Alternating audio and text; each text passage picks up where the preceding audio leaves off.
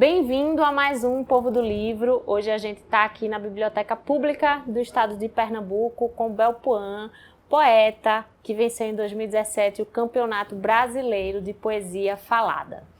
Bel, seja muito bem-vinda aqui ao Povo do Livro. Prazer te receber, uma honra. Obrigada. E aí, Bel, eu queria começar essa nossa conversa falando, para quem não conhece, para quem só ouviu falar, mas não sabe muito bem do que se trata, o que é o Slam, que é o campeonato que você venceu, né? O Slam, boa tarde, muito obrigada pelo convite. Sobre o Slam, é um campeonato, né, uma batalha de poesia falada que significa uma onomatopeia em inglês, slam, de tapa. Uma forma de dizer que é uma poesia incisiva, que toca o dedo na ferida. Então, o Slam começa com essa característica de ser uma poesia combativa e por isso essa onomatopeia tão forte. E aí, quando você faz o Slam, você primeiro escreve a poesia, tem alguma coisa de questão de você, como é que se diz, você improvisar no momento também ou não? Como é que é esse processo? Não, no Slam não. Eu realmente escrevo antes para recitar, geralmente. Nessa batalha é assim, mas em batalha de freestyle, de rap, aí sim, o povo improvisa na hora, ou glosa. Ou seja, tem muitos pontos que se tocam aí, né? Slam é poesia, né? Isso. E por falar em poesia, a gente sempre pede aqui para quem vem para o programa para escolher um livro que seja representativo para você, na tua história como leitora. E o livro que você escolheu foi um livro de Conceição Evaristo, né? Que é Poemas de Recordações e Outros Movimentos, que eu tenho ele no Kindle, mas Bel trouxe ele no físico, que é, inclusive, Conceição é autora de, acho que um romance muito falado, né, muito celebrado hoje, que é Ponciar Vicêncio, né? E aí, Bel, como é que esse livro chega até você? Quando é que você conhece esse livro, conhece Conceição e de que forma ele te tocou? Poxa, antes preciso falar da própria Conceição, que eu a conheci numa feira literária que teve na Universidade Rural daqui, de Pernambuco, e foi quando estava vendendo esse livro. Eu ainda não conhecia o trabalho dela, nunca tinha lido nenhuma das obras. E aí eu comprei esse livro e fiquei muito passada, assim, como ele me atravessava, como ele tinha a ver comigo. E então fui carregando ele comigo, além de ler Ponciar Vicêncio, também Olho d'Água, é um livro de contos dela, que eu sou bem apegada. E a gente teve uma mesa juntas uma vez na Flip em 2018. E a gente pôde conversar, ela falou também que queria escrever rap, ela acha muito, muito legal, mas também, né, se sente já não uma senhora, né, a nossa grande entidade aí, né, Mãe Negra. E também ela foi a autora que fez o prefácio de uma antologia muito importante que eu participei pela editora Planeta, que carrega mulheres poetas de Slam por todo o Brasil. E foi Conceição Evaristo que fez o prefácio, ela contando, né, do que ela sente sobre o Slam, que para ela é uma escrita do cotidiano, que traz ali questões muito fortes, apesar da linguagem mais coloquial. E a minha relação, especialmente com esse livro, foi porque ele é de poesia. E eu comecei a escrever mais poesia nessa época, ali dos meus 21 anos. E foi muito importante para mim ter como inspiração essas poesias. Tem um termo, né, que Conceição usa muito, que é a escrevivência, né? Que ela fala que é impossível separar a escrita dela da realidade de vida dela como mulher negra dentro da nossa sociedade, né? Tem até um poema dentro desse livro que chama Inquisição, que ela, inclusive, logo no final, na última estrofe, ela fala, né, sobre esse termo, que ela, de alguma forma, ao longo do poema, ela diz que existem muitos obstáculos para que ela continue escrevendo, e ela diz, né, por isso persigo acalentando nessa escrevivência, não a esfinge de brancos brasões, sim o secular senso de invisíveis e negros queloides, selo originário de um perdido e sempre reinventado clã. A tua escrita também é uma escrevivência, assim como Conceição Evaristo? Com certeza, e já encontrando as nossas semelhanças, né, atravessamentos. Conceição Evaristo, ela fala sobre racismo, né? Ela fala sobre machismo, ela fala inclusive da mineiridade, né? Poesia, a arte, ela é sempre muito pessoal e ela permite esse pessoal dela, onde a gente não era acostumado a ver nos autores que a gente aprende na escola, né? Que são grandes autores, também são referências, mas que não eram tocados e, consequentemente, não escreviam sobre essas questões. Então, foi, de fato, uma escrevivência, porque só acho que com essa vivência tão forte, né, que você, ou não só a vivência, até a empatia muito grande, você é capaz de escrever sobre essas questões, né, que falam sobre a nossa sobrevivência. Será que eu leio um trechinho agora? Pode ler, se você quiser. Vou Algum dar um trechinho. exemplo. Que nesse livro ela também está afrontando a estrutura quando ela faz uma releitura de grandes autores, por exemplo, num poema dedicado a Carlos Drummond de Andrade, né? Mineiro como ela. No meio do caminho, deslizantes águas. Ao Drummond, com licença, pois sei das pedras e também das águas das Gerais. Da advertência de Carlos, faço moco meus ouvidos e sigo com lágrimas águas contornando a tamanha extensão da pedra. E tantas são as deslizantes águas, e são tantas as águas deslizantes, e deslizantes são as tantas águas, e águas, as deslizantes, são tantas, que nas bordas da áspera rocha encontro um escorregadio limo caminho. Tenho passagem. Sigo a Senhora das Águas Serenas, a Senhora dos Prantos Profundos. Sigo os passos, passo a passo, e fundo outro caminho. Sigo os passos, passo a passo, sigo e passo. As águas passam e as pedras ficam. Um mesmo tema falando de uma outra relação com aquilo, né? A partir da experiência dela como mulher negra, né? Exato, ela está ali dialogando com Drummond, né, sobre as pedras no meio do caminho, como funciona para uma negra poeta. De maneira geral, como é que a poesia de Conceição influencia a tua escrita como poeta? Influencia, nossa, todas as formas possíveis, porque eu olho para ela, eu fico pensando assim, eu acho que se minha avó tivesse a oportunidade de estudar como ela, que nem foi tanta oportunidade, né, foi muita luta, talvez minha avó seria assim, sabe, uma super escritora. Então, eu vejo nela ali uma possibilidade de uma mulher parecida comigo, parecida com a minha avó, coisa que eu não via, né, na escola, por exemplo. Então, ela é uma referência na escrita dela que é lindíssima, né, recheada de metáforas. Ela fala muito das águas, né, e também ela é referência para mim a pessoa que ela representa como poeta, o que ela representa na literatura, que é a arte mais elitista que a gente tem, né? Assim, diria, se a gente pensa nas transgressões que o povo negro fez, né? Na dança, nas artes visuais, na música. Mas na literatura existe um apego muito forte à instituição livro, e as religiões de matriz africana sempre foram chamadas de religiões sem livro. Então, esse lugar que ela traz de também exaltar a importância da poesia falada, que é o Islã, é uma referência muito grande para mim. A noite não adormecerá jamais nos olhos das fêmeas, pois do nosso sangue mulher, de nosso líquido lembradiço, em cada gota que jorra, um fio invisível e tônico, pacientemente cose a rede de nossa milenar resistência.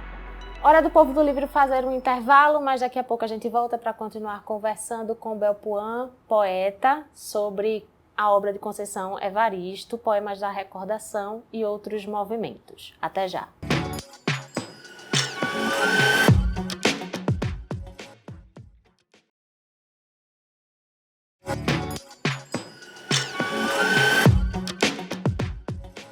Estamos de volta com o Povo do Livro. Hoje a gente está recebendo aqui na Biblioteca Pública do Estado de Pernambuco, Bel Poin, poeta e vencedora em 2017 do Campeonato Brasileiro de Poesia Falada.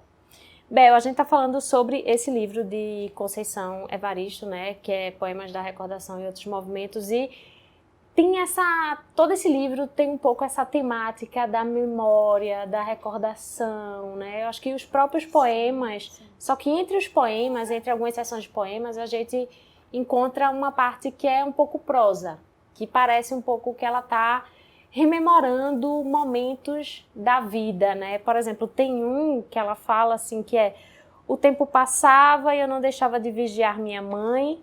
Ela era o meu tempo, sol se estava alegre, lágrimas, tempo de muitas chuvas, dúvidas e sofrimentos que dificilmente ela verbalizava e adivinhava pela nebulosidade de seu rosto. E aí ela começa um pouco uma sessão de poemas falando sobre ser mulher e também ser mulher negra.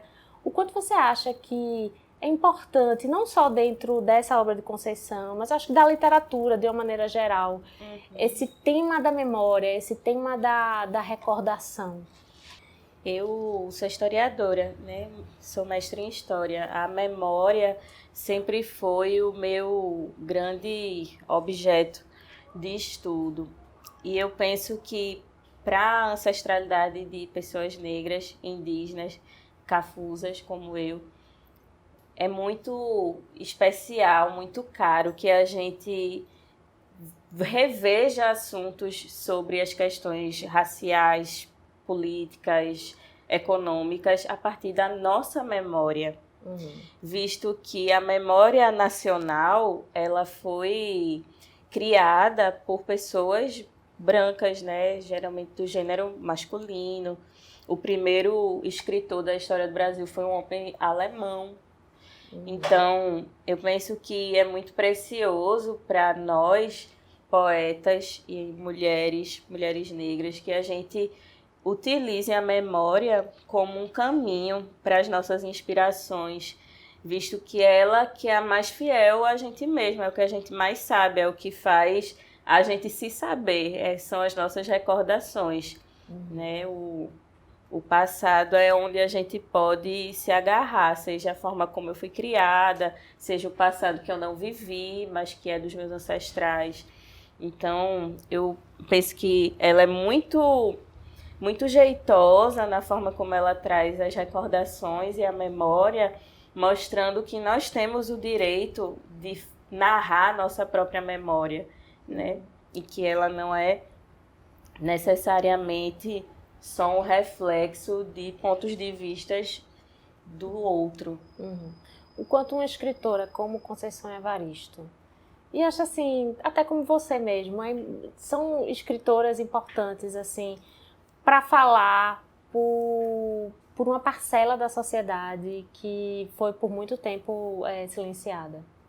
Eu acho que antes de tudo, é uma necessidade muito pessoal, mas que é especial ver que tem gente que se identifica, que vê a sua história ali no que você está contando, né? Afinal, a história de uma mulher é a história de muitas mulheres. Sim. A história de uma mulher negra é a história de muitas mulheres negras. Então, é muito bonito ver essa identificação de pessoas que veem coisas que estavam entaladas na sua própria garganta sendo ditas, né, por nós poetas. E aí, Conceição Evaristo traz, né, nesse livro, você já comentou numa resposta anterior, ela fala muito sobre racismo, sobre o que é ser mulher. Ela traz muitas temáticas, acho que muito atuais, assim, pra gente, né? Isso são temáticas que também tu busca passar para a tua obra, colocar no que você escreve, e qual a importância da gente estar falando sempre sobre isso também? Eu acredito que essas questões todas estão no mesmo lugar da escrevivência, de ser uma coisa que eu vivo, uma coisa que me atravessa. Então vai estar na minha escrita, do mesmo jeito que uma relação, né, amorosa, que era algo que, antes de saber que eu podia escrever sobre racismo, eu escrevia mais sobre essas questões mais universais na poesia. Eu acho que as pessoas vendo que existem escritoras negras, né, que existe Consuelo Evaristo, que existe Carolina de Jesus, que existe Patrícia Nay, existe Luna Vitrolira, existe Bel Pouin, existe, enfim. As pessoas só vendo nós enquanto possibilidade na literatura, eu acho que já é muita coisa, né? Porque Carolina de Jesus é um exemplo importante para mim também, porque quando eu a conheci, eu estava na universidade, e aí eu imaginei que fossem aquelas escritoras, artistas que foram empoeiradas pelo tempo, e algumas pessoas tiveram o privilégio de descobrir, e na verdade não, ela é traduzida para mais de 14 línguas, né? São países e países pelo mundo, Europa, Estados Unidos, né? O que tem de mais chique aí, lendo Carolina de Jesus. E na terra dela não se lê. Então, eu tive que entender que existe uma questão aí de eleger quem são os clássicos, eleger quem são os que devem ser lembrados de um jeito, né, bem racista, bem machista. Então, eu penso que é muito importante que a gente traga e seja vista, porque outras de nós não tiveram essa visibilidade, mesmo vivas. No meio do dia, Clarice entreabre o quarto de despejo. Pela fresta percebe uma mulher. Onde estivestes de noite, Carolina, macabeando minhas agonias, Clarice? Um amargor para além da fome e do frio, da bica e da boca em sua secura. De mim, escrevo não só a penúria do pão, cravo no lixo da vida o desespero, uma gastura de não caber no peito e nem no papel. Mas ninguém me lê, Clarice, para além do resto. Ninguém decifra em mim a única escassez da qual não padeço, a solidão. E ajustando o seu par de luvas claríssimas, Clarice futuca o imaginário lixo e pensa para Carolina: a casa poderia ser ao menos de alvenaria. E anseia ser bitita inventando um diário, páginas de jejum e de saciedade sobejam. A fome nem em pedaços alimenta a escrita clariciana. Clarice, no quarto de despejo, lê a outra, lê Carolina, e que na cópia das palavras faz de si a própria inventiva. Clarice lê despejo e desejos. E você acha que isso tem começado a mudar, assim, esse cenário nos últimos anos? Eu acho, eu tô vendo, tenho visto e até me engajado em outro momento nas escolas públicas, municipais, estaduais, falando mais sobre escritoras negras, na aula de literatura, trazendo sobre o Islã. Então, eu acredito que sim, que o debate tem chegado, assim, em lugares, em vários espaços, e a gente tem conseguido trazer em sala de aula, coisa que eu não tive, uma literatura feita por escritoras negras. Bel, vou agradecer a tua participação aqui no Povo do Livro.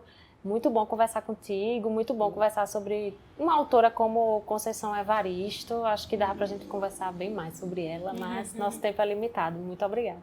Obrigada também, querida. E é isso, o Povo do Livro vai ficando por aqui. Para rever esse e outros episódios, é só acessar o youtube.com/TVU Recife. A gente também está disponível na sua plataforma de podcast favorita. É só digitar lá Povo do Livro que você encontra a gente. Até a próxima.